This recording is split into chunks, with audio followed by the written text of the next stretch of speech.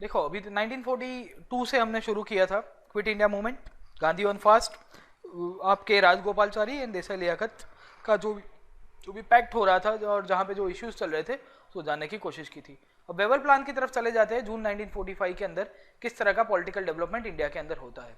अभी Lord Wavell को भारत भेज दिया जाता है और उनको बोल दिया जाता है that you should start negotiations with the leadership of India and Indian people and you should come to a political solution, कि भी भारत के अंदर आप लोग थोड़ा बहुत पॉलिटिकल सॉल्यूशन ला पाओ, उसकी तरफ उनको प्रस्थान करने के लिए बोला जाता है। ओके, सो अगर अब मौका आ गया है, आपको लॉर्ड वेवल का भी जो भी प्रपोजल होगा याद रखना पड़ेगा।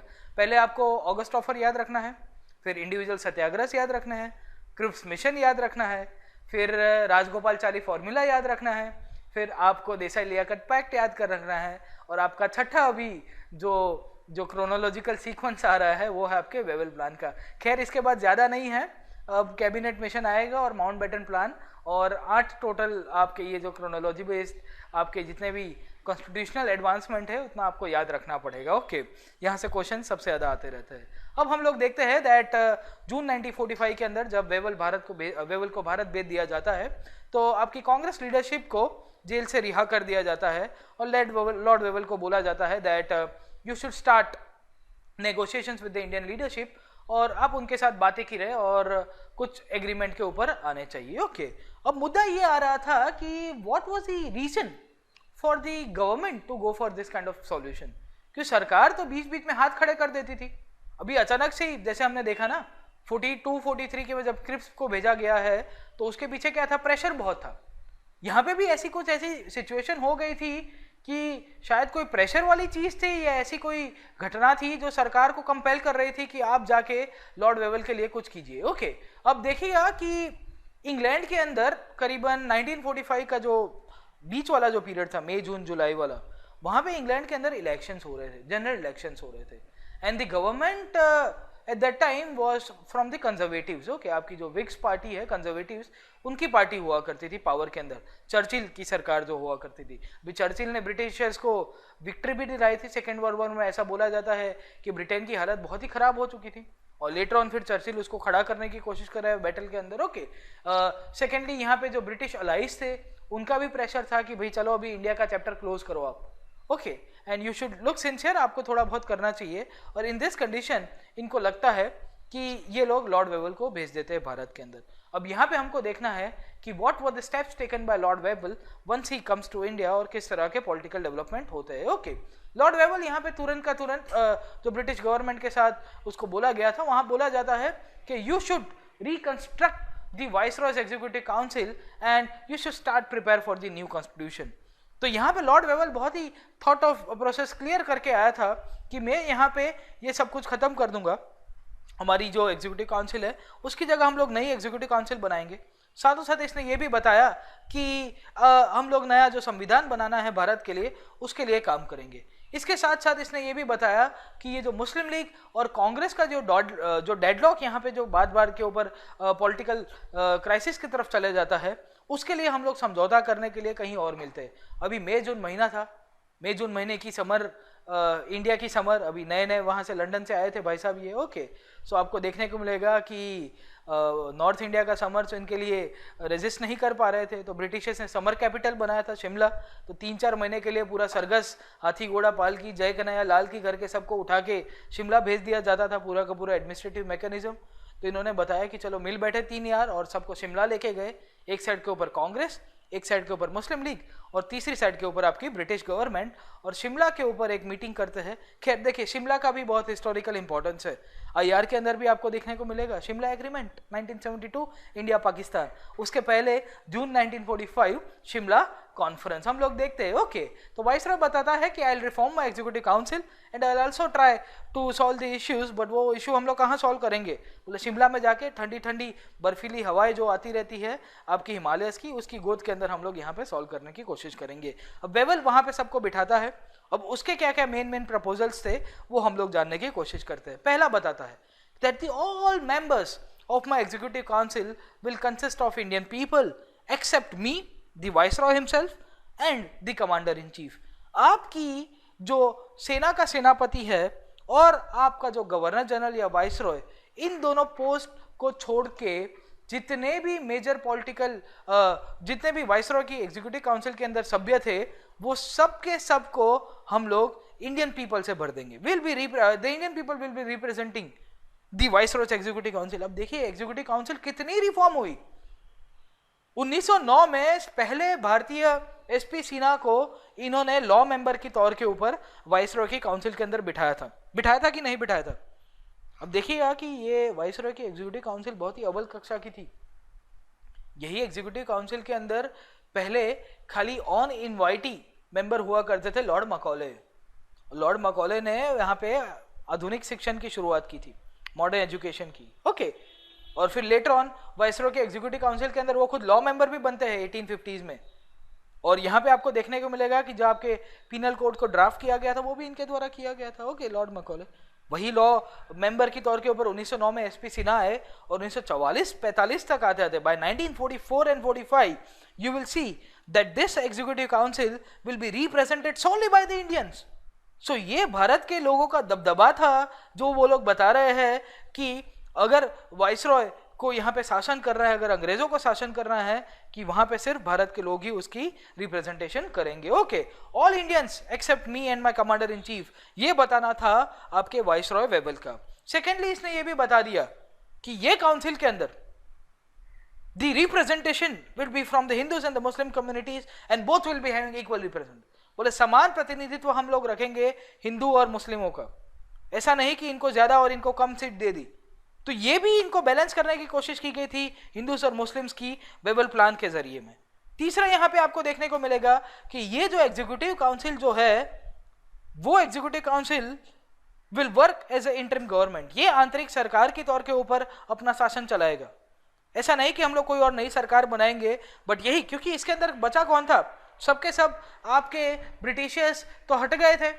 मेजोरिटी आपके एग्जीक्यूटिव काउंसिल के अंदर सभ्य कौन बचे थे?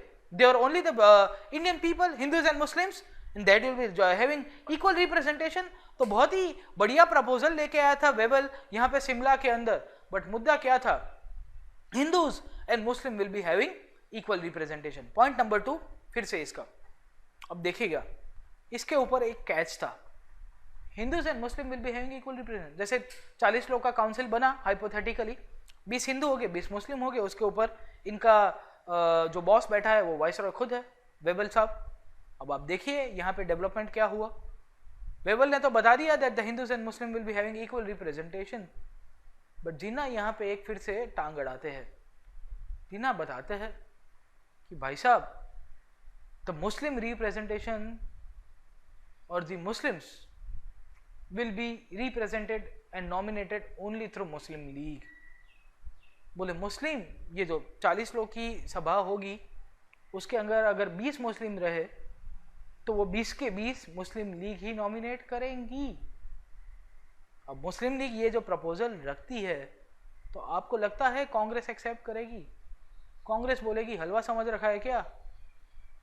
बोले आप कौन होते हो मुस्लिम प्रजा की ठेकेदारी करने वाले? हमारे यहाँ भी मुस्लिम लीडर्स है, हमारे कांग्रेस के अंदर भी ऑलरेडी मुस्लिम लीडरशिप है.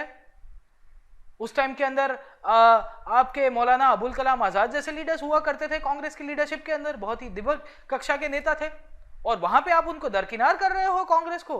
And as a result when Jinnah objected to this plan that only Muslim League will be nominating the Muslim members, तो यहाँ पे कांग्रेस भी चुप नहीं बैठती. कांग्रेस बोलती है no no no, this is not right. The Congress objected, and as a result, due to this again tug of war between the Congress and the Muslim League, the Wavell plan did not work. The League wanted all the Muslims to be nominee of the Muslim League and claim some kind of veto in the council. बोले हमारा veto रहेगा, बोले हम ही Muslims को nominate कर सकते हैं, आप कोई नहीं कर सकते. कांग्रेस बोलती है नहीं, we are not only Hindu party, we have representation from all the sections of the society. आप याद करेगा कांग्रेस के ऑब्जेक्टिव्स को, और यही रहा है जब से कांग्रेस के एस्टेब्लिशमेंट 1885 से हुआ था कि they will have represented from each and every section of the society. And how can Muslim League portray itself as the sole representative of the Muslims in India? बोले ये गलत है आपका. And when this tug of war escalated into this conference which was held in Shimla, ultimately it resulted into failure. और यही आपको बताता है दैट द वेबल प्लान और the Shimla conference which took place under the aegis of Weber Plan failed. The League of Constituency succeeds. Amrita बाजार पत्रिका उस time पे पब्लिश किया उसने ये हेडलाइंस पब्लिश की थी।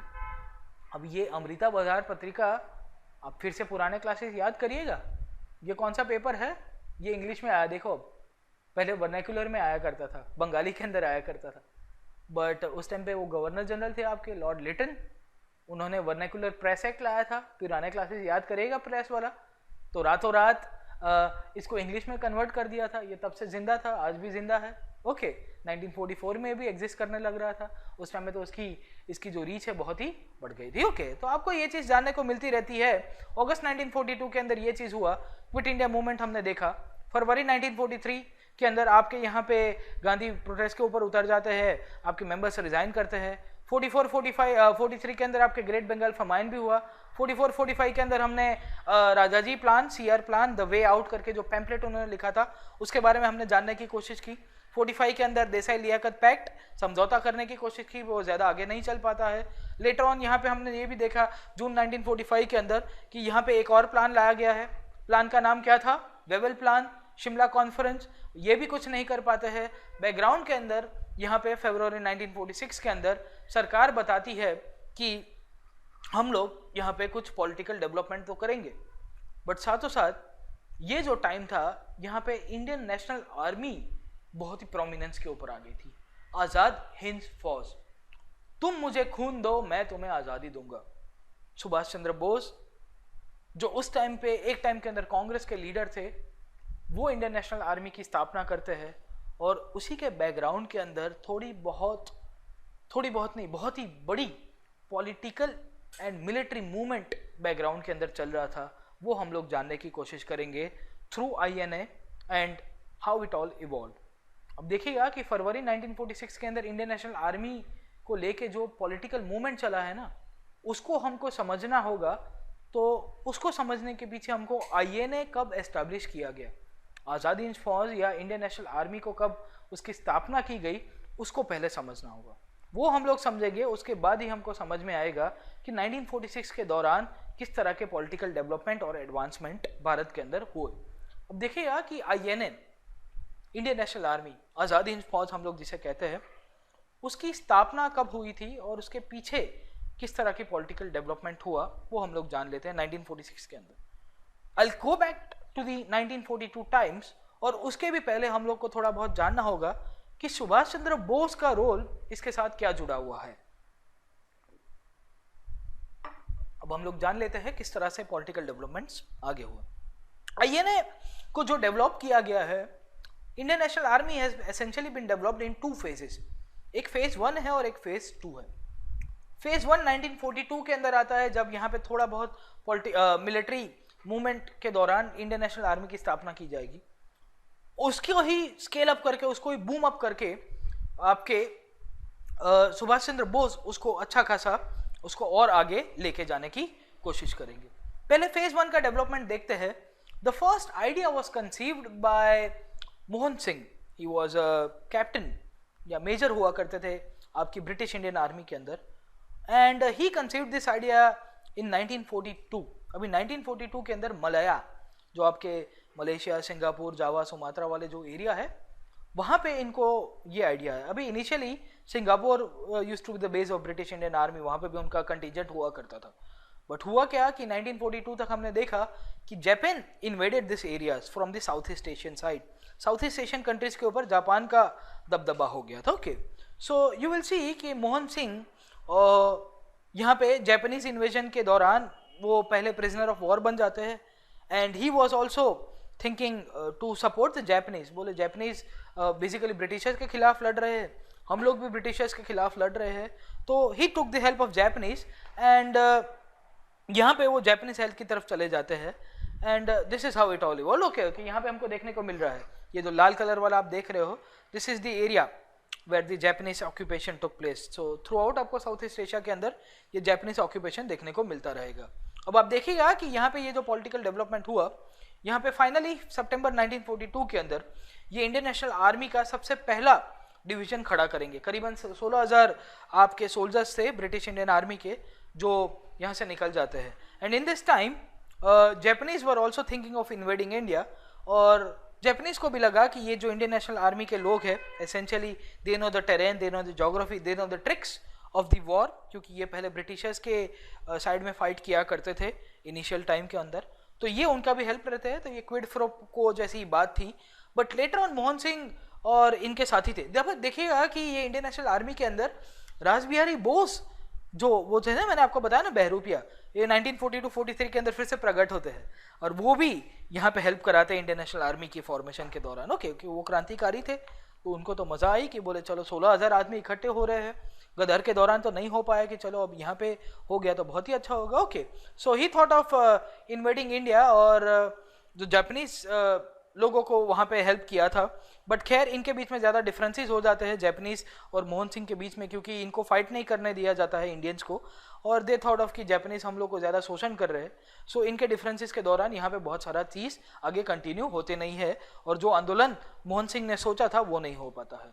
अब देखिएगा कि फेज 1 तो खत्म हुआ INA का, बट ये जो मूवमेंट है वो खत्म नहीं होता है। फेज 2 में यहाँ पे एक लीडर उभर के आता है, सुभाष चंद्र बोस, जो जुलाई 1943 में इंडियन नेशनल आर्मी की जो कमांड है वो संभालेंगे, और वो बोलेंगे कि now it's time to get rid of British rule in India, और वो उसको आगे कंटिन्यू कराने की कोशिश करेंगे। अब मुद्दा ये था कि सुभाष चंद्र बोस को लेके जो पूरा का पूरा इशू चलता रहता है इंडियन हिस्ट्री के अंदर, या आज की तारीख में कंटेम्प्रेरी टाइम्स के अंदर, उसके अंदर तो हम नहीं जाएंगे, बट हमको ये समझना है कि एक टाइम के अंदर सुभाष चंद्र बोस कांग्रेस के बहुत ही स्टॉलवर्ट और बहुत ही यूथ लीडर थे, और बहुत ही सोशलिस्ट लीडर के तौर के ऊपर अपने आप को एस्टेब्लिश कर दिया था। अब what is the reason behind Subhash Chandra Bose moving away from Congress, वो क्यों किस तरह से गए, उसके पीछे कोई घटनाएं थी, कोई विचारधारा थी, उसको जानने की कोशिश करेंगे। सो जुलाई 1943 में तो सुभाष चंद्र बोस ने सिंगापुर के अंदर इंडियन नेशनल आर्मी का जो रीन था, जो कमांड था, वो अपने आप ने एस्टेब्लिश कर दिया था। बट 1943 के पहले के टाइम के अंदर ऐसी कौन सी वाकया हो गई, ऐसी कौन सी घटना हो गई थी जिसके कारण सुभाष चंद्र बोस कांग्रेस से थोड़े हट गए हैं, उसको हम लोग अभी जान लेते हैं। So I try to go back to the older times in 1938। मैं आपको वापस लेना चाहूंगा कि आप अब थोड़ा बैकग्राउंड के अंदर देखिएगा। ओके, 1929 के अंदर क्या हुआ, नेहरू कमेटी का रिपोर्ट आया। अभी याद रखेगा कि Subhash Chandra Bose was also a member of this Nehru committee report. Okay, Nehru committee के जो मेंबर्स हुआ करते, तेज बहादुर सप्रू जैसे लीडर्स थे, Subhash Chandra Bose was also one of the members. And when the report came की डोमिनेंस स्टेटस, तो सुभाष चंद्र बोस और जवाहरलाल नेहरू को बिल्कुल पसंद नहीं आया। बोले आप डोमिनेंस स्टेटस की मांग कर रहे हो, and as a result he and Jawaharlal Bose establish one more organisation जिसका नाम क्या था, इंडिपेंडेंस फॉर इंडिया लीग। अभी he was very young, he was fascinated by the socialist ideas. Bharat के अंदर बोले समाजवाद के थ्रू हम लोग यहाँ पे क्रांति ला सकते हैं, ये विचारधारा के साथ ये लोग थोड़ा आगे चल रहे थे। तो कांग्रेस से धीरे धीरे, कांग्रेस का ही पार्ट थे but left with in Congress के तौर के ऊपर अपने आप को एस्टैब्लिश कर रहे थे। 1930s का टाइम था जब सुभाष चंद्र बोस बहुत प्रोमिनेंस के ऊपर आए। He came into prominence by this time, और इन्होंने अच्छा खासा अपना बेस एस्टैब्लिश किया था। He went towards the socialist ideas and he also got popular within the Congress. अब धीरे धीरे कांग्रेस के अंदर भी अपनी पॉपुलैरिटी उन्होंने गेन कर रहे हैं। और यहाँ पे आपको देखने को मिलेगा कि 1938 के अंदर कांग्रेस का जो सेशन होता है हरिपुरा, वो सेशन के अंदर वो प्रिसाइड करते हैं। So he becomes the president during this time, और वहाँ पे जो अपनी सोशलिस्ट आइडियाज जो थी उसको और यहाँ पे एस्टैब्लिश कराते हैं। Okay, so he becomes the president of Congress at the Haripura session, और वहाँ पे जो आपकी जो प्लानिंग की जो आइडिया थी वो कंसीव की गई थी इनके द्वारा, इनके और जवाहरलाल नेहरू के द्वारा। और इसी के दौरान आपको देखने को मिलेगा कि नेशनल प्लानिंग कमिटी, जो कांग्रेस पार्टी यहाँ पे जब शासन पे होती है बहुत सारे राज्यों के अंदर, तो वो नेशनल प्लानिंग कमेटी की स्थापना यहाँ पे कर दी जाती है। ओके, तो national planning committee under Jawaharlal Nehru, he was the chairman, he was made the chairman by Subhash Chandra Bose. और यहाँ पे आपके सोशलिस्ट ट्रेंड आपको देखने को मिलेगा लेफ्ट विद इन कांग्रेस के तहत। ओके, तो 1938 का टाइम बहुत ही बढ़िया रहा। सुभाष चंद्र बोस अपनी लेफ्ट विंग पॉपुलरिस्ट आइडियाज के साथ बहुत ही फेमस होते जा रहे थे। 1939 के दौरान अब यहाँ पे फिर से जो 1905-6-7 वाला मूवमेंट हो रहा था ना, वैसा हुआ। 1905-6-7 में क्या हुआ था, मॉडरेट्स और एक्सट्रीमिस्ट, याद करिएगा फिर से। 5 में किसको बना दिया गया कि भाई चलो गोपाल कृष्ण गोखले को बनाया अध्यक्ष, तो एक्सट्रीमिस्ट कुछ नहीं बोल पाए। 6 में दादा भाई नौरोजी को बनाया, कुछ नहीं बोल पाए। 7 में रास बिहारी घोष को बनाया तो जूता उछल गया, कुर्सियां उछल गई और मारामारी हो गई, कांग्रेस टूट गई थी। फिर से 1939 के अंदर आपको देखने को मिलेगा कि सुभाष चंद्र बोस की जो पॉपुलैरिटी थी वो दिन बर दिन बढ़ रही थी, but he was having so much of left socialist ideas, or at times his ideas got into confrontation or conflict with the old Congress leadership. और जब यहाँ पे 1939 के अंदर कांग्रेस का सेशन होता है, त्रिपुरी नाम की जो जगह थी, जो गांव है सेंट्रल इंडिया के अंदर, वहाँ पे ये जो सेशन होगा, ये त्रिपुरी नाम की जगह के ऊपर क्राइसिस चली जाती है, बहुत ही बड़ी क्राइसिस होती है। क्यों? क्योंकि फिर से यहाँ पे कांग्रेस का प्रेसिडेंट कौन बनेगा ना, उसको लेके यहाँ पे खींचातानी होगी। सुभाष चंद्र बोस डिसाइड करते हैं कि I will be contesting again one more for the post of president. बोले मैं फिर से यहाँ पे कांग्रेस के अध्यक्ष की बनने की रेस के अंदर हूं। अब यहाँ पे सुभाष चंद्र बोस तो थे, बट यहाँ पे कांग्रेस के दूसरे भी ओल्डर लीडरशिप जो थी, जो चाहती थी कि कोई और आदमी लीडर बने, तो यहाँ पे गांधी ने बताया कि हम सुभाष चंद्र बोस को प्रेसिडेंट बनाना नहीं चाहते, बट मेरा कोई प्रतिनिधि या मेरा कोई नॉमिनी लीडर बनेगा। ओके, तो Gandhi propose the name of Pattabhi Sitaramayya, P Sitaramayya. अभी इनका भी नाम बहुत ही हिस्ट्री के अंदर आएगा, जेवीपी कमेटी के अंदर भी आता है। पोस्ट इंडिपेंडेंस आपकी स्टेट्स रीऑर्गेनाइजेशन की जो तिकड़म चल रही थी 40s, 48 और 50s, और उसके बाद आपके बाद फाइनली जब धार कमीशन आया और उसके बाद स्टेट रीऑर्गेनाइजेशन की तरफ चले जाते, तो यहाँ पे जेवीपी कमेटी के अंदर ये जो आपके जो पट्टभी सीतारामैया थे, he was also a member. Okay, हम लोग यहाँ आ जाते हैं। Gandhi nominates the name of Pattabhi Sitaramayya as the Congress president. Subhash Chandra Bose बताते हैं कि मैं प्रेसिडेंट बनूंगा। Subhash Chandra Bose was very famous among the leaders of Congress and the youth leaders of Congress. And as a result, when the election takes place, you will see that Pattabhi Sitaramayya was defeated on the hands of Subhash Chandra Bose. Subhash Chandra Bose की अध्यक्षता के अंदर वो अध्यक्ष बन जाते हैं और पी सीतारामैया उनकी हार हो जाती है। तो again I became the president, और जो लेफ्टिस्ट आइडियाज थे कांग्रेस के, वो फिर से उसको इंप्लीमेंट कराने की कोशिश करेंगे सुभाष चंद्र बोस। अभी कांग्रेस की जो राइट विंग थी उनको पसंद नहीं आता, और साथों साथ गांधी को भी लगता है कि ये तो मुझे पर्सनली इलेक्शन के अंदर हरा दिया गया। उनके नॉमिनी को हराना, आप समझिए कि गांधी जी के नॉमिनी को हराना मतलब क्या है, बोले गांधी को खुद को हराना, ऐसी बात हो गई। तो वो जो था ना कि एक पर्सनल आइडेंटिटी लॉस हो गया था गांधी जी के लिए, और गांधी बताते हैं कि ये मेरा लॉस है। तो पी सीतारामैया तो कंफ्यूज, वो तो बौखला गए थे, बोले क्या हो रहा है, मुझे कुछ समझ में नहीं आ रहा है। सुभाष चंद्र बोस अपनी लेफ्ट विंग आइडियोलॉजी को ऑल असर्ट करते हुए जब अपनी खुद की कांग्रेस प्रेसिडेंट की जो काउंसिल थी उसको बनाने की कोशिश करेंगे, कांग्रेस वर्किंग कमेटी, तो कांग्रेस की मेजोरिटी लीडरशिप थी जो राइट विंग के साथ या थोड़ी बहुत गांधी के साथ आइडियोलॉजिकली जुड़ी हुई थी, they thought of not working under the leadership of Congress Subhash Chandra Bose. उनका मानना यह था, बोले गांधी जी का लॉस हुआ है तो हम लोग सुभाष चंद्र बोस की अध्यक्षता के अंदर काम नहीं करेंगे। अभी सुभाष चंद्र बोस को भी लगा कि यार ये तो मेरे लिए इतना बड़ा क्राइसिस हो रहा है, और कांग्रेस टूटने की आर के ऊपर थी। Congress was once again on the verge of breaking away, क्योंकि यहाँ पे लेफ्ट राइट का जो कॉन्फ्लिक्ट था कांग्रेस का वो ज्यादा बढ़ रहा है। And in this condition Subhash Chandra Bose decides to break away from Congress, बोले मुझे नहीं रहना आपके यहाँ, and he establishes new political organisation जिसका नाम था फॉरवर्ड ब्लॉक। आज की तारीख में भी ये जो लेफ्टिस्ट ऑर्गेनाइजेशन है इंडिया के अंदर, वामपंथी जितने भी दल है उन्हीं में से एक ब्लॉक है, ऑर्गेनाइजेशन है जो आज की तारीख में भी एग्जिस्ट करता है, फॉरवर्ड ब्लॉक। आज की तारीख में भी इंडिया के अंदर वो चुनाव कंटेस्ट करता है। That was established bye Subhash Chandra Bose against the protest, against the steps taken by the leadership of Congress of not cooperating with himself. बोले मुझे कॉपरेट नहीं कर रहा तो मुझे आपका भाग नहीं लेना।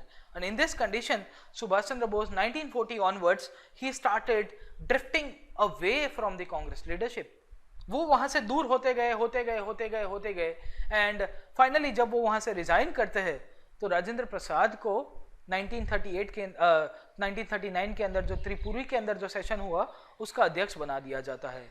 तो हम लोग इंडियन नेशनल आर्मी देख रहे थे फेज 1 फेज 2 के अंदर किस तरह के डेवलपमेंट हुए, और डेवलपमेंट के अंदर हमने देखा कि सुभाष चंद्र बोस 1943 के अंदर, जुलाई 1943 के अंदर जो पूरा का पूरा यहाँ पे इंडियन नेशनल आर्मी का फेज 2 को कंसीव करते हैं, उसके पीछे 1943 तक वो कैसे पहुंचे। 1940 में उन्होंने फॉरवर्ड ब्लॉक बनाया, कांग्रेस से अलग हुए। उसके बाद 1941 के अंदर जर्मनी जाते हैं और वहाँ पे जो जर्मन गवर्नमेंट थी इंक्लूडिंग हिटलर, उसकी मदद लेने की कोशिश करते हैं। फाइनली जुलाई 1943 के अंदर वो रासबिहारी बोस की मदद लेंगे और वहाँ पे इंडियन नेशनल आर्मी को अच्छा खासा उसको एस्टेब्लिश करने की कोशिश करेंगे। Finally, in October 1943, he sets up a provisional government and he thoughts of invading India with the help of Japanese और ब्रिटिश आर्मी को यहाँ से उखाड़ फेंकने की बात करते हैं। ये प्रोविजनल गवर्नमेंट देखिएगा, ये भी पैरेलल गवर्नमेंट जैसी थी, जैसे बताया था ना तामलुक, बलिया के अंदर, एक तो अफगानिस्तान के अंदर भी किसी ने बनाया था। ओके, एक जेंटलमैन थे, हमारे क्रांतिकारी थे, उन्होंने अफगानिस्तान के अंदर भी एक प्रोविजनल गवर्नमेंट बनाया था। बहुत सारी जगहों के ऊपर बनाया गया था, चिटगांव के अंदर बनाया गया था पहला government. Okay, so you will सी 1943 के अंदर सुभाष चंद्र बोस भी अपना बनाते हैं एंड लेटर ऑन अपनी आर्मी के अलग अलग रेजिमेंट्स रखते हैं। एक का नाम था रानी झांसी रेजिमेंट, एक का नाम था Gandhi brigade, Nehru brigade. Okay, तो ऐसे भी नाम रखे थे। दो he was having ideological differences, था ना कि मतभेद था, मनभेद नहीं था। मतभेद मतलब हमारे आइडियोलॉजिकल डिफरेंसेस थे, बट मन से हम एक थे। इसके लिए ही बोला गया है कि इन्होंने जो आर्मी के ब्रिगेड्स के नाम रखे, नाम क्या रखे, बोले नेहरू ब्रिगेड। ओके, तो बोले जवाहरलाल नेहरू के साथ इनके मतभेद बोला जाता है, but still he respected him और अपनी आर्मी के रेजिमेंट का जो प्लाटून का नाम था उसका नाम तो नेहरू रखा था। ओके, खैर वहाँ के अंदर नहीं जाएंगे और इंडियन नेशनल आर्मी को कंसीव कर दिया जाता है। फाइनली 1944 के आसपास ये जो जैपनीज के साथ इंडिया को इन्वेड करने की कोशिश की गई थी इनके द्वारा, वहां पे इनको बहुत बड़ा सेटबैक पड़ता है और ये सेटबैक के दौरान ही आपको देखने को मिलेगा ये जो इम्फाल नाम की जगह है नॉर्थ ईस्ट के अंदर, इंडिया के अंदर, उसको ये लोग कैप्चर करने की कोशिश करेंगे, INA आजाद हिंद फौज और साथों साथ आपकी Japanese army. But Britishers by this time were getting some kind of strong reinforcement from their allies और यहाँ पे कोहिमा नाम की जगह के ऊपर युद्ध होता था। Okay, so Battle of Kohima which took place in 1944. Okay, these are the members of the provisional government वहाँ के, और this is captain Lakshmi Sahgal, ये जो लेडी आपको दिख रही है सेंटर के अंदर, वो भी क्रांतिकारी थी। अभी रिसेंटली 2-3 साल पहले उनका शायद डेथ हुआ है and she was also awarded by the Indian government post independence India के अंदर। ओके, तो ये थी 1944 के अंदर इंडियन नेशनल आर्मी जो सुभाष चंद्र बोस की अध्यक्षता के अंदर जो थी, उसका फाइनली उसका वो है ना पूर्णाहुति कर दी जाती है अंग्रेजों के द्वारा एंड द ब्रिटिशर्स यहाँ पे जैपनीज को डिफीट कर देते हैं ईस्टर्न फ्रंट के ऊपर। और वो जो युद्ध हुआ था, वो जो बैटल हुआ था, उसको बोला जाता है battle of Kohima. This battle took place on 4th April 1944 and this is one of the most fiercest battle fought in the second world war. Okay, याद रखेगा कि एक तो सेकेंड वर्ल्ड वॉर में D-Day वाली एक बैटल को सब लोग याद करते हैं, जो बैटल ऑफ नॉर्मैंडी जो बोला जाता है, फ्रांस के ऊपर जब से ब्रिटिश इन्वेजन शुरू होता है, क्यों फ्रांस जर्मनी ने कैप्चर कर दिया था इनिशियल टाइम्स के अंदर, और उसके बाद तो D-Day की बैटल को one of the most fiercest battle of the world बोला गया है, उसको भी टक्कर दे दी है ये बैटल ऑफ कोहिमा। अभी रिसेंटली ब्रिटिश हिस्टोरियंस और वर्ल्ड हिस्टोरियंस ने उसको एक्नॉलेज किया है कि भाई भारत के अंदर जो लड़ाई हुई थी सेकेंड वर्ल्ड वॉर के दौरान, वहां पे ये जो कोहिमा नाम की जगह है, वहां पे जैपनीज एक साइड के ऊपर और एक साइड के ऊपर ब्रिटिशर्स लड़े थे। उसमें भी एक जो फेमस बैटल जो बहुत ही याद करते हैं इतिहास के अंदर से बोला जाता है tennis court battle. Tennis court के ऊपर इन्होंने युद्ध किया था जैपनीज और ब्रिटिश इंडियन आर्मी ने। अभी टेनिस कोर्ट कोहिमा के अंदर वहां का जो डिविजनल कमिश्नर था, जो आपके ICS ऑफिसर थे, उनका बंगलो हुआ करता था और बंगलो के ऊपर जैपनीज ने ऑक्यूपाई कर दिया था वो बंगलो को। So when the Britishers attack them, तो वहां पे टेनिस कोर्ट के ऊपर और मतलब बहुत ही माराकाटी हुई थी। बट खैर उसके बाद जैपनीज रिट्रीट शुरू हो जाता है, इम्फाल के ऊपर वो लोग अटैक नहीं कर पाते हैं, कोहिमा से फिर धीरे धीरे धीरे वापस जाएंगे एंड बाय 1945 आपको पता ही होगा कि जापानीज की जो स्पाइन था उसकी कमर तोड़ दी थी अमेरिका ने। ओके, खैर वहां पे ना जाते हुए हम लोग यहाँ पे आते हैं 1944 के आसपास का समय, 44-45 सेकेंड वर्ल्ड वॉर खत्म होने की कगार के ऊपर था। ओके, जापानीज स्टार्टेड रिट्रीटिंग और यहाँ पे इंडियन नेशनल आर्मी जो अच्छी खासी चलनी चाहिए, जिसका जो मूवमेंट जो अच्छा खासा चला था वो भी फेल हो जाता है। लेटर ऑन सुभाष चंद्र बोस का जो ऑफिशियल अभी तक के जो सोर्सेज बताते हैं, खैर उसको लेके भी कंट्रोवर्सी है कि ताइवान में प्लेन क्रैश के दौरान उनकी मौत हो जाती है। एंड लेटर ऑन उनके बारे में हम लोग ज़्यादा नहीं पढ़ते हैं अभी इंडियन नेशनल मूवमेंट के अंदर। ओके, खैर यहाँ पे आ जाते हैं जून 1945 का टाइम। फिर से बैकग्राउंड के अंदर क्या डेवलपमेंट चला, इंडियन लीडर्स को रिलीज कर दिया जाता है एंड इंडियन लीडर्स को रिलीज करने के साथ साथ यहाँ पे वाइसरॉय वेवल भी आते हैं। वाइसरॉय वेवल प्लान भी लेते हैं। वाइसरॉय वेवल उस टाइम पे बताते हैं कि मैं आपको तो छोड़ रहा हूँ जेल से, इंडियन लीडर्स को बताते हैं, बट मेरे जो युद्ध कैदी है ना, प्रिजनर्स ऑफ वॉर, जिन्होंने जो एक टाइम के अंदर ब्रिटिश इंडियन आर्मी के पार्ट हुआ करते थे बट उन्होंने हमारे साथ गद्दारी की और गद्दारी करने के बाद अपनी इंडियन नेशनल आर्मी बना दी and they tried to do a revolt against us, उन सबको मैं अभी चुन चुन के बदला लूंगा। Okay, so now viceroy Wavell will say that now I am gonna try, मैं हर एक को कोर्ट के ऊपर खड़ा करूंगा और सबको कोर्ट मार्शल कर दूंगा। Now I am gonna try the prisoners of war, Indian national army के, बोले those who sided with the Japanese, those who sided with the Japs and did गद्दारी विद अस, बोले वो जितने भी गद्दार थे उनके नजर में गद्दार थे। अब याद रखिएगा, ये जो है ना, कोई बोलता है कि ये क्रांतिकारी है, कोई बोलता है ये नेशनलिस्ट है और कोई इनको बताएगा कि भाई ये तो गद्दार है। ओके, तो सबकी अपनी अपनी परिभाषा है अपनी विचारधारा के आधार के ऊपर। खैर वहां ना जाते हुए यहाँ पे आ जाता हूं मैं कि जून 1945 के अंदर ये चीज डिक्लेयर कर दी जाती है कि एक साइड के ऊपर वेवल प्लान चलेगा, वेवल कॉन्फ्रेंस होती है, दूसरे साइड के ऊपर वाइसरॉय वेवल अपना दूसरा चेहरा दिखाते हैं, बोले आई am gonna try the prisoners of war who participated with the Japanese against the British. और ये वही लोग थे जो एक टाइम का ब्रिटिश इंडियन आर्मी के पार्ट हुआ करते थे। अब हुआ ये कि जुलाई 1945 के अंदर ब्रिटेन के अंदर नई सरकार बनती है। मैंने बताया कि ब्रिटेन के अंदर इलेक्शंस थे और इलेक्शंस के चक्कर में उन्होंने लॉर्ड वेवल को यहाँ पे भेजा था, किसने, चर्चिल और कंपनी ने। अब हुआ ये कि चर्चिल हार जाता है। अब ये भी बहुत ही, खैर हम लोग इतिहास के अंदर ज़्यादा नहीं पढ़ते हैं बट थोड़ा बहुत ओवरव्यू दे देता हूँ। The British people when the 1945 elections took place, वहाँ पे कंजर्वेटिव्स ऐसा बोला जाता कि जीत जाएंगे कि चर्चिल, एक तो मेन तो चर्चिल ही था, Churchill was everything for England, एक ऐसा इंसान जिसने इंग्लैंड को हारते हारते जिता दिया था, मतलब हार की कगार के ऊपर था, it was on the verge of defeat, but बोला जाता है it was the leadership of Churchill which reinstated the like no confidence in the people, बोले नहीं हम लोग कर सकते हैं। तो चर्चिल नाम का इंसान, Winston Churchill, who was the British Prime Minister and who gave victory to the Britishers against the German and the other forces, the Second World War, was routed by the people of England when the next elections took place. अभी देखिएगा कि England के अंदर प्रजा है ना कि democratic अपने हिसाब से, अभी EU के अंदर भी इन्होंने पूरा का पूरा अलग ही अगेंस्ट दी टाइड जाते हुए they thought of like no not being a part of EU, बोले हमको नहीं रहना है। 1945 के अंदर भी यही हुआ, जब इलेक्शंस हुए तो चर्चिल वाज वेरी पॉपुलर, सबको यही लगता था कि चर्चिल जीतेगा, बोले चर्चिल जीतने ही वाला है, बोले विक्ट्री दिलाई है यार, आप कोई आप अपने देश को युद्ध के अंदर विक्ट्री दिलाते हो तो एक स्टेट्समैन के तौर के ऊपर आपकी कितना एस्टेब्लिशमेंट हो जाती, बोले इसी ने ही विक्ट्री दिलाई है भारत को। जैसे 71 में अंदर आप देखोगे कि इंडिया इज इंदिरा और इंदिरा इज इंडिया बोला जाता है ना, क्यों, क्योंकि आपने बांग्लादेश को आज़ादी दिला दी, पाकिस्तान के 2 टुकड़े कर दिए, इतनी पॉपुलर थी, तो इलेक्शंस होते तो वो पावर पे आती। वहां पे ऐसा ही बोला गया कि भाई चर्चिल पावर के ऊपर आएगा, बट कहानी कुछ उल्टी हो जाती है।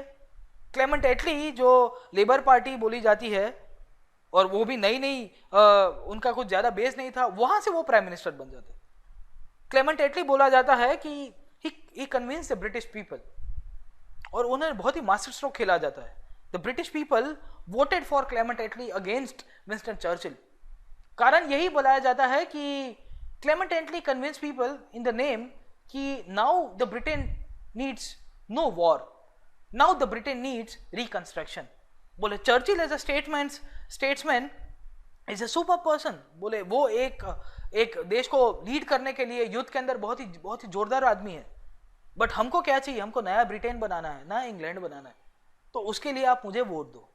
And he convinced people and the people voted in favor of Clement Attlee. Okay, so in this condition जुलाई 1945 के अंदर क्लेमेंट एटली की सरकार, लेबर पार्टी की वहां पे इंग्लैंड के अंदर सरकार बनाएगी एंड अगस्त 1945 के अंदर क्लेमेंट एटली लंदन से डिक्लेयर करता है कि हम लोग अब भारत के अंदर चुनाव कराएंगे। हमारे यहाँ तो हो गए, now we will be having the elections in India. अब देखिएगा कि जून 1945 के अंदर वेबल ने क्या बताया। वेबल सेड ऑफ वन थिंग, बोले I will be trying the prisoners of war who participated against the Britishers. और जुलाई 1945 के अंदर 1 महीने के अंदर ये बताते हैं कि हम लोग यहाँ पे इलेक्शंस भी कराएंगे इंडिया के अंदर। अब देखिएगा कि इलेक्शंस होने के पीछे सरकार का क्या अभिगम चेंज हो रहा था। What was the reasons behind the defeat of the British government. एक तो बैलेंस ऑफ पावर चेंज हो गया, पहले कंजर्वेटिव्स थे, अब लेबर आ गई है, तो लेबर ने बताया हमारे हिसाब से करना है। The new Labour government was very much sympathetic to the Indian cause, बोले इनको आज़ादी दो, जितनी हो सके उस हिसाब से हम लोग करेंगे। यहाँ पे ब्रिटेन के अंदर बहुत सारे समाजवादी जो विचारधारा थी, लेबर पार्टी एसेंशियली समाजवादी विचारधारा से ही उभर के आ रही है। ओके, तो जेरेमी कॉर्बिन को भी अभी तो हटाने की बात करें, जो लेबर पार्टी के लीडर है वहाँ पे ब्रिटेन के अंदर। Okay, the British economy was shattered, वहाँ के सोल्जर्स से उनको भी बहुत ही नुकसान हुआ था। और साथों साथ लेबर पार्टी को लग रहा था कि क्विट इंडिया मूवमेंट जैसा दूसरा मूवमेंट अगर इस टाइम के अंदर लॉन्च कर दिया गया ना, तो हमारी तो मतलब इज्जत निकाल देंगे ये लोग। ओके, तो बहुत बुरी तरह से हमको परेशान कर देंगे, इससे अच्छा हम लोग यहाँ पे इलेक्शंस कराते, उसके बाद gradually will try to move out. Okay, so elections were inevitable by this time and they last took place in 1937। और इसी के बैकग्राउंड के अंदर यहाँ पे बोला जाता है कि क्लेमेंट एटली बताता है कि I try to have elections in India. और साथों साथ दो चीज हुआ। अब देखिएगा कि यहाँ पे तीन चीज हो रही थी। जून 1945 वाइसरॉय वेबल क्या बताता है, बोले मैं आया हूं और ये जितने भी प्रिजनर्स ऑफ वॉर है इंडियन नेशनल आर्मी के, जो हमारे खिलाफ इन्होंने रिवॉल्ट किया है, उन सबको मैं लटकाऊंगा, उनको सबको कोर्ट मार्शल करूंगा। जुलाई 1945 के अंदर क्या हुआ, ब्रिटिश सरकार ने बताया कि हम लोग इलेक्शंस रखेंगे और इलेक्शंस के लिए तैयारी कर दो। अभी हमारे लोग भी तैयार हो गए। अब देखिएगा कि कांग्रेस क्या करेगी। अब कांग्रेस सॉ दिस थिंग, एक साइड के ऊपर वेबल प्लान तो फेल हो रहा था बैकग्राउंड में, और एक साइड के ऊपर ब्रिटिश गवर्नमेंट जो यहाँ पे वाइसरॉय बैठा था, वाइसरॉय बताता है कि I will trying the Indian prisoners. बोले अब देखिएगा कांग्रेस बताएगी कि मैं इन सब का उपयोग करूंगा इलेक्शंस में, बट ऑफिशियली कुछ भी नहीं बोलूंगा। The Congress and Gandhian leadership played a major role during the 1945-46 election campaign, and when the government started with the court-martial process of the Indian prisoners of war, Congress tried to make it an election plank, but not on official level. अब देखिएगा कि ये master stroke Congress कैसे खेलती है। ये Gandhian जो ideology थी और ये गांधीयन लीडरशिप थी, ये बताती है कि ये जो इंडियन नेशनल आर्मी के आप जितने भी सिपाहियों को कोर्ट मार्शल करने की बात कर रहे हो ना, ये आपके लिए गद्दार हो गए भाई साहब, बट हमारे लिए राष्ट्रवादी है, हमारे लिए क्रांतिकारी लोग हैं। They are nationalists for us. They are the revolutionary people of India who fought against the imperialistic forces. And if you try them, we'll make sure that your objective is defeated. And in these conditions, when the Indian National Army trial started at Red Fort, तो आपको देखने को मिलेगा कि सरकार के ऊपर बहुत प्रेशर लाया गया। एक साइड के ऊपर कांग्रेस लीडरशिप बताती है that we will not tolerate this kind of injustice to our people। बोले आप हमारे लोगों को इतना कोर्ट मार्शल कराने की कोशिश कर रहे हो, हम लोग आपसे एक्सेप्ट नहीं करेंगे। सबसे पहला यहाँ पे मुकदमा चलता है लाल किले के अंदर। लाल किला शाहजहां के द्वारा बनाया हुआ और वो ब्रिटिश इंडियन आर्मी का बेस भी हुआ करता था। तो वहाँ पे यहाँ पे तीन आपके इंडियन नेशनल आर्मी के ऑफिसर्स को यहाँ पे ये लोग कोर्ट मार्शल करने की प्रोसेस चलाते हैं। पहले का नाम था, एक हिंदू था, एक मुस्लिम था, एक सिख था, प्रेम कुमार सहगल, शाहनवाज खान और गुरबाज सिंह ढिल्लो। ओके, इन तीनों को यहाँ पे पकड़ लिया जाता है इंडियन नेशनल आर्मी के ऑफिसर्स से और इन तीनों को कोर्ट मार्शल कराने की कोशिश की जाती है। अब मुद्दा ये था कि ब्रिटिश गवर्नमेंट के ऊपर ऑलरेडी प्रेशर आ रहा था कि भाई आपके लिए वो गद्दार हो गए, बट हमारे लिए ये इंडियन नेशनल आर्मी के लीडर्स है और हमारी भारत को आज़ादी देने वाले हमारे राष्ट्रवादी लोग हैं। So in this condition you will see that the Red Fort trial took place between November 1945 to May 1946। और यहाँ पे ये जो कोर्ट मार्शल का प्रोसेस चला, इसी के अंदर आपको जानने को मिलेगा कि किस तरह का पॉलिटिकल डेवलपमेंट हुआ। अब हमको ये देखना है कि what was the Congress process, what was the response from the Congress leadership. सितंबर 1945 के अंदर बॉम्बे के अंदर एक मीटिंग होती है और ये मीटिंग के अंदर बोल दिया जाता है that the Congress would officially defend the INA prisoners. बोले यहाँ पे जितने भी हमारे प्रिजनर्स ऑफ वॉर यहाँ पे इन्होंने पकड़े हुए हैं, उन सबको हम लोग बचाने की कोशिश करेंगे। This leadership of Congress included the stalwarts of Congress who were also the lawyers।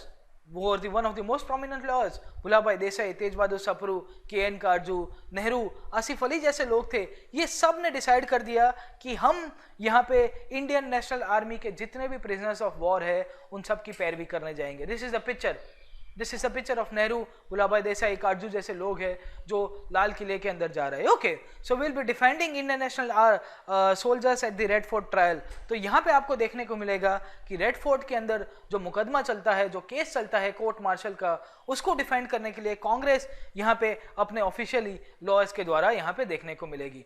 Pro Indian national army के सेंटिमेंट्स बहुत बढ़ चुके थे with in the Indian army. जो आपके यहाँ पे ब्रिटिश इंडियन आर्मी थी उसके अंदर साथों साथ आपकी यहाँ पे ब्यूरोक्रेसी थी, वहाँ के लोग भी इनके लिए सिंपैथाइज कर रहे थे, बोले आप इनको कोर्ट मार्शल नहीं कर सकते. Okay, main of the arm forces were also sympathetic and they also started attending meetings in favour of this people. बोले इनको बचाना है, इनके लिए जो भी खर्चा पानी देना पड़ेगा हम लोग देंगे, हम लोग को इनके लिए जो भी लड़ना पड़ेगा हम लोग लड़ेंगे, but will make sure that they are not court martial. Okay, fund collections were organised by the Congress leadership. Muslim League, Communist Party, Unionist Party, Hindu Mahasabha आदि इत्यादि जितने भी पॉलिटिकल ऑर्गेनाइजेशंस थे, they all started supporting the INA trial cases. बोले हम लोग इनकी मदद करेंगे, आपके लिए गद्दार हो गए, हमारे लिए ये राष्ट्रवादी है. अब देखने को ये मिलेगा आपको कि in the background when the Congress was defending, when the Congress leadership and other political parties were starting the agitation against the trials, यहाँ पे 3 बड़े आर्मी और नेवी के अपसर्जिस हो जाते हैं. 3 बड़े रिवॉल्ट्स, 3 बड़े म्यूटिनी जैसी घटनाएं हो जाती है जो आपको याद रखनी है. 1945, 1946 के अंदर दौरान ही ये नवंबर दिसंबर 1945 से लेके फरवरी 1946 के in between this movements took place. Okay, तो हमको ये देखना है ये कहाँ कहाँ हुआ. सबसे पहले हुआ फरवरी 21, 1945 के दौरान यहाँ पे कलकत्ता के अंदर भी यही हुआ कि आपकी आर्मी जो थी ब्रिटिश इंडियन आर्मी, उसके बहुत सारे soldiers they started protesting against the court martial cases which were going on against their own brothers. Okay, जो आपके आर्मी के खुद के उनके भाई बंधु थे, उनके विरोध में यहाँ पे जो आंदोलन हो रहा था, उनके विरुद्ध में जो यहाँ पे केसेस चला रहे थे, उनको लेके इन्होंने यहाँ पे विद्रोह कर दिया. दूसरा यहाँ पे विद्रोह होता है कलकत्ता के अंदर ही, जब 7 साल का आपको इंडियन नेशनल आर्मी का एक ऑफिसर था राशिद अली, उनको ब्रिटिश गवर्नमेंट बताती है, ब्रिटिश कोर्ट बताता है कि he is sentenced to 7 years prison. तो उसको लेके यहाँ पे इंडियन आर्मी के लोग फरवरी 1946 के अंदर फिर से विद्रोह कर देते हैं कि we will not tolerate this thing, हम लोग यहाँ पे चलाएंगे नहीं. और इसके बाद तीसरा आपको देखने को मिलेगा विद इन अ वीक यहाँ पे नेवी, यहाँ पे रॉयल इंडियन नेवी, जो ब्रिटिश इंडियन नेवी थी उसका नाम था रॉयल इंडियन नेवी, उसके ऑफिसर्स और उसके जो सेलर्स थे वो यहाँ पे विद्रोह करेंगे. And this revolt started in Bombay where a ship name HMIS Talwar, उसका एक सेलर था, उसका एक रेटिंग था, उसको बोला जाता है, सेलर को रेटिंग बोला करते थे, जो आपका यंग सिपाही हुआ करता था शिप के ऊपर. He scribbled quit India during this time. Britishers को बोला, उसने खुद से, उसने होता है ना पेन वेन लेके या ऐसा शार्प एज ऑब्जेक्ट लेके उसने स्क्रिबल कर दिया क्विट इंडिया. ब्रिटिशर्स को बोला भारत छोड़ो. Okay, so in this condition when this rating wrote quit India in this ship, the Britishers arrested, and when the Britishers arrested this officer and the naval sepoy from this ship, so all the naval officer and the soldiers belonging to the Indian community, they started protesting and they went on strike. तो जब ये लोग strike के ऊपर जाते हैं तो यहाँ पे आपको 3 एक पैटर्न देखने को मिलेगा. सबसे पहला, इन्होंने अथॉरिटी को डिफाई किया and they were suppressed by the Britishers.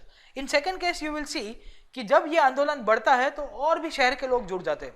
Calcutta के अंदर भी यही हुआ, बॉम्बे के अंदर भी यही हुआ, और जब बॉम्बे के अंदर म्यूटिनी हुई तो तीसरे इसको ही कंटिन्यू, जो कराची के अंदर जो नेवल बेस था आपका, वहां पे भी ये लोग रिवॉल्ट कर देते हैं आपके नेवी के लोग, और वहां पे भी पूरी की पूरी हड़ताल और स्ट्राइक, और वो लोग तोड़फोड़ की तरफ चले जाते हैं. In later time you will see that the people from other parts of the country also join this movement and they also raise some kind of sympathy towards the Indian soldiers. हमको ये देखना है कि what were the reasons, what were the fundamental reasons behind all this naval mutinies and army mutiny during the 1945 and 46 period. ये जो naval mutiny हुआ, RIN mutiny of 1946 इसको बोला जाता है. ओके, इसके पहले हमारे जो फरवरी और नवंबर के अंदर भी जो हुआ उसके पीछे के कारण थे. What were the reasons behind this mutinies हमको देखना है. फंडामेंटल रीजंस आपको देखने को मिलेगा. जैसे 1857 याद करिएगा, 1857 में मिलिट्री कॉजेस देखा था ना हमने. What was the fundamental reason behind this military cause? बोले the Indian soldiers were discriminated. था कि नहीं था? The Indian soldiers were discriminated. They were not giving good salary, not good food, made to go to extensive campaigns in Afghanistan and whatsoever places, and they were not having good salary. तो जब ये सब आंदोलन, ये सब गुस्सा था, ये गुस्सा कहाँ पे भड़का? एनफील्ड नाम की राइफल आ गई उस टाइम, और राइफल, वही राइफल का सहारा लेके हमारे लोगों ने उनको मारा. बोले तुम निकलो यहाँ से, और उन्हें रिवॉल्ट कर दिया. यहाँ पे भी आपको देखने को मिलेगा कि ब्रिटिशर्स की जो पॉलिसी थी ना वो कभी सुधरी नहीं है. 1857 को ऑलमोस्ट 90 साल हो चुके थे, 1946 का टाइम था, फिर उन्होंने वही गलती की. They were having racial discrimination, they started racial discrimination from earlier times. उसको सुधारने की कोशिश नहीं की थी. हमारे नेवल ऑफिसर्स थे, हमारे आर्मी के सोल्जर्स थे, उनको ये लोग रेशियली अब्यूज करते रहते थे. दूसरा, इनको कंटिन्यूसली अब्यूज होता रहता था सुपीरियर ऑफिसर्स के द्वारा. सैलरी वैलरी अच्छा नहीं दिया जाता था, खाना नहीं अच्छा दिया जाता. अभी ये सब गुस्सा सदियों से चलता आ रहा था. 1857 में भड़का, इसके बाद बीच में एक दफा सिंगापुर में भी भड़क गया था 1920s में. 1915 के आसपास का समय जो था, 1915 एंड 20s का टाइम का, वहां पे भी छोटा मोटा रिवॉल्ट हुआ था. आप किताब के अंदर पढ़ लीजिएगा. Finally you will see that इनको आपको देखने को मिलेगा कि खाना अच्छा नहीं मिल रहा है, रेशियल अब्यूज हो रहा है, सैलरी अच्छी नहीं दी जा रही थी. All this thing club together with the Indian national army trials. इनको गुस्सा तो था ही ऑलरेडी, और जब INA के ट्रायल्स किए गए और इतना जो था ना स्फोटक परिस्थिति, तो वो स्फोटक परिस्थिति विस्फोटक के अंदर कन्वर्ट हो जाता है और ब्लास्ट हो जाएगा. एंड वैसे it blasted and it literally took away the British administration. कि बोले ये क्या हो रहा है, उनको समझ में नहीं आ रहा. बोले अब तो आर्मी के नेवी जो ब्रिटिश एस्टेब्लिशमेंट के सबसे सुपीरियर आर्म्स हुआ करते थे, उन्होंने भी प्रोटेस्ट कर दिया. And in this condition you will सी कि वहां पे जो हेरल्ड प्रेस थी वो पब्लिक इशू करती है. Bombay swept by absolute rebellion. Bombay के अंदर इतना रिबेलियन हो जाता है, आपके जितने भी सोल्जर्स थे, रेटिंग्स थे, वो लोग बात के ऊपर, रास्ते के ऊपर आ जाएंगे, और ब्रिटिशर्स भी फोर्स यूज कर रही है. यहाँ पे भी आपको देखने को मिल रहा है all this are the ratings. Okay, ये जो दूसरा फोटो है वहां पे ये लोग प्रोटेस्ट करने वाले लोग हैं. तो you will see this things कि इतना आंदोलन बढ़ गया था, ब्रिटिशर्स उनको सप्रेस कर रहे थे, इनको भी मार रहे थे, ये लोग फिर रास्ते के ऊपर आ रहे थे. Finally 2 leaders try to intervene, one from the Muslim League and other was from the Congress. यहाँ से सरदार वल्लभ भाई पटेल बताते हैं हमारे सोल्जर्स को, हमारे नेवल सिपॉइज को, रेटिंग्स को, कि आप लोग हिंसा मत कीजिए. You go back to your barracks, your grievances will be raised by the Congress. देखो हम लोग आपकी पैरवी कर ही रहे हैं. डोंट फील दिस थिंग कि आप लोग की कोई मदद नहीं कर रहा है. साथ ही साथ जिन्हें भी बताते हैं कि आप वापस चले जाइए कराची और बॉम्बे या कलकत्ता के अंदर आदि इत्यादि जगह के ऊपर. ओके, रॉयल इंडियन नेवी बहुत ही बड़ी म्यूटिनी हुई थी. आप किताब के अंदर जब पढ़ोगे तो आपको जानने को मिलेगा. ओके, तो ये चीज थी जो ब्रिटिश जो हुकूमत थी उसके फाउंडेशंस को हिला के रख देती है. अब हमको ये देखना है कि ये तीनों की तीनों म्यूटिनीज हुई और इंडियन नेशनल आर्मी के जो ट्रायल्स हुए उसको लेके अंग्रेजों का क्या ओपिनियन रहा है, और उसको हम लोग इवेल्युएट करते हैं. पहला बोला जाता है it was a fearless action by masses. लोग डरते ही नहीं थे, अब तो बात के ऊपर, रास्ते के ऊपर आ जाते. वो फियर चला गया था कि भाई अंग्रेज मारेंगे पीटेंगे, कोई बात नहीं. एक को मारा 100 खड़े होंगे, 100 को मारा 200 खड़े होंगे, 200 को मारा 2000 खड़े हो जाएंगे. Okay, so in this condition you will see that the masses were very much fearlessness. Okay. Secondly, the revolt had a very debilitating effect on the mind of the people. अब देखिएगा कि लोगों को सबसे पहले जब लोग रिवॉल्ट करते थे, जब लोग प्रोटेस्ट करते थे, तो उनको सप्रेस करने के लिए किसका यूज किया जाता था? बोले डिफेंस फोर्सेस का. अब क्या हो रहा है, आपकी डिफेंस फोर्सेस खुद प्रोटेस्ट कर रही है. तो अंग्रेजों को तो समझ में नहीं आया कि भाई साहब हुआ क्या ये. बोले जिन लोग का सहारा लेके हम लोग हमारे इंडियंस को सप्रेस कर रहे थे, अब वो ही हमारे कहे में नहीं रहे, तो whom we will take help of? So in these conditions the people realized that the defense forces are also participating with us.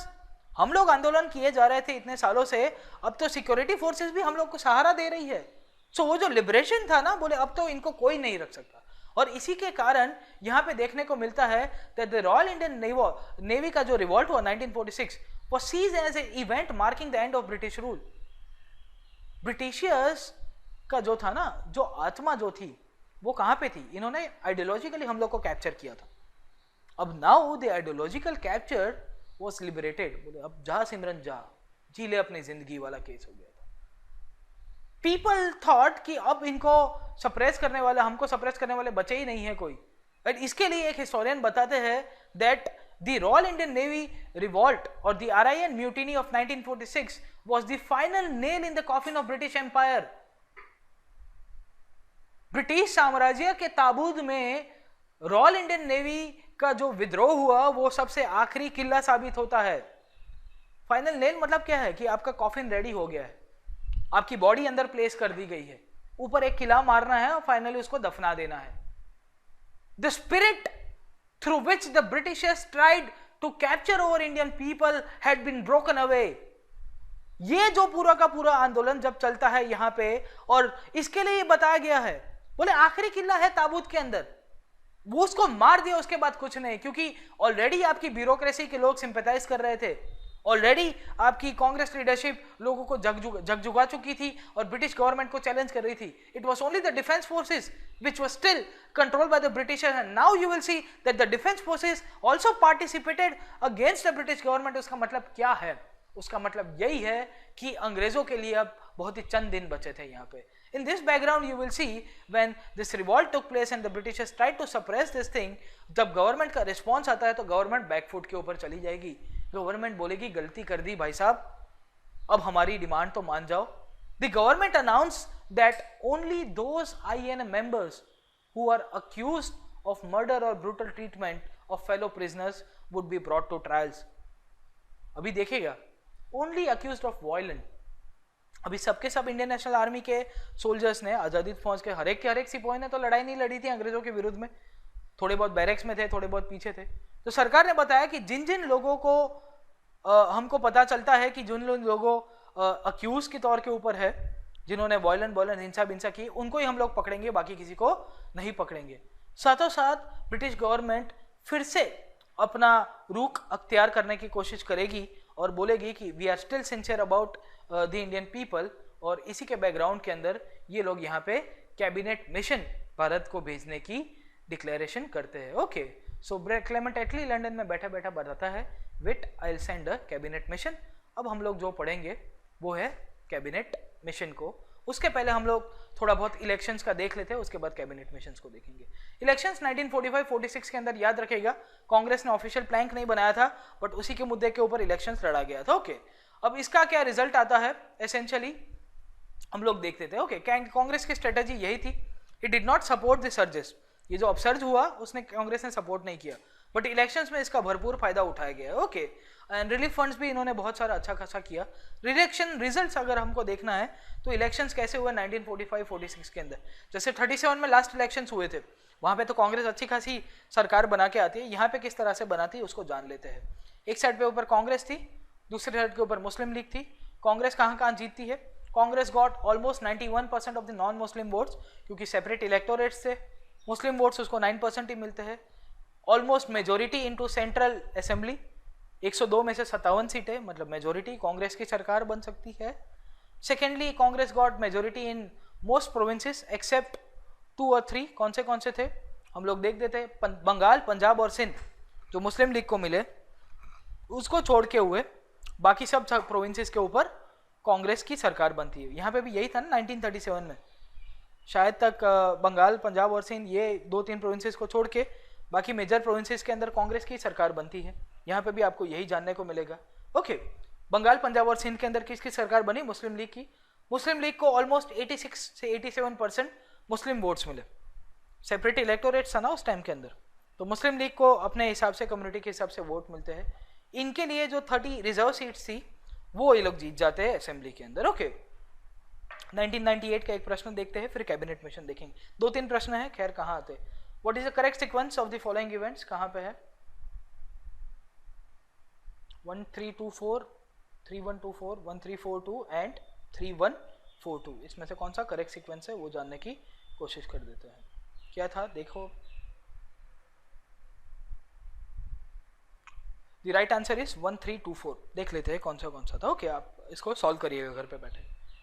August offer कब आया? 1940 में, sorry.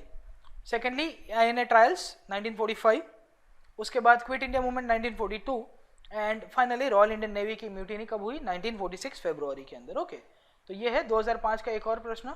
Consider the following statements. Lord Mountbatten was the viceroy when Shimla conference took place. दूसरा है IN revolt 1946 when the sailors of Bombay and Karachi rose against the government। Okay, कौन सा है? विच of the following statement is correct? कौन सा होगा? Lord Mountbatten कब आए? वो तो सबसे लास्ट में आए थे। शिमला के दौरान कौन थे? शिमला के दौरान थे आपके lord Wavell. First statement is wrong, the second statement is correct. Correct answer B only. Okay, Subhash Chandra Bose के ऊपर एक और प्रश्न है। 1939 which of the organization was founded by Subhash Chandra Bose when he broke away from Congress? Indian Freedom Party, Azad Hind Fauj, revolutionary front and Forward Bloc. आज़ादी फौज 1943 के अंदर था। ओके, यहाँ पे 1939-40 का टाइम है। क्या था? ये नहीं था, ये नहीं था, ये नहीं था। The right answer is Forward Bloc. Okay, Tripuri के बाद क्राइसिस हुए, वो छोड़ देते हैं कांग्रेस को। ओके, अब कैबिनेट मिशन के दौरान देखेंगे।